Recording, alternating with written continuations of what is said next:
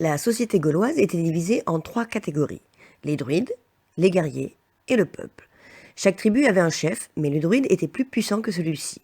Ce sont les guerriers et les druides qui prenaient toutes les décisions et qui contrôlaient l'économie. Les druides s'occupaient de la religion. Ils instruisaient les jeunes, ils jugeaient et fixaient les amendes, ils n'allaient pas à la guerre et ne payaient pas d'impôts. Les guerriers chevaliers défendaient la tribu. Ils participaient à la guerre, ils avaient des chars tirés par les chevaux et combattaient avec de longues épées. Les gens du peuple étaient des paysans, artisans ou commerçants. C'étaient presque tous des esclaves qui se mettaient au service des druides et des guerriers. On ne leur demandait jamais leur avis. Ils étaient parfois écrasés par leurs dettes ou les impôts.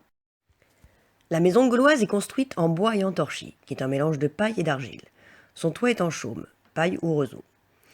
Les Gaulois vivaient rassemblés dans des villages ou des villes. Pour se protéger, les Gaulois bâtissaient un oppidum, c'est-à-dire une forteresse tout autour, au sommet d'une colline ou dans la boucle d'une rivière.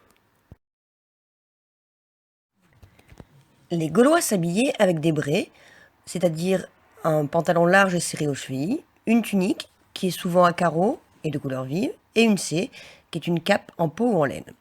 Pour attacher les vêtements, comme lacets, ils accrochaient une fibule, qui est une sorte de broche ou d'épingle à nourrice.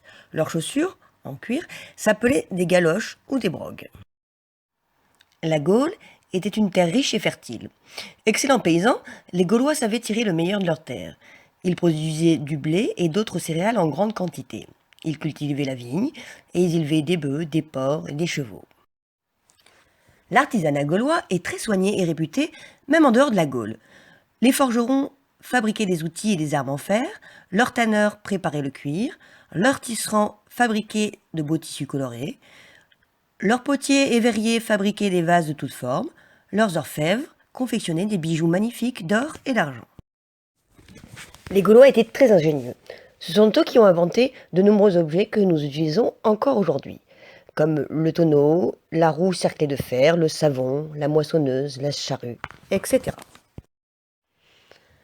Au début de l'Antiquité, les Gaulois pratiquaient le troc, c'est-à-dire l'échange d'un objet contre un autre de même valeur.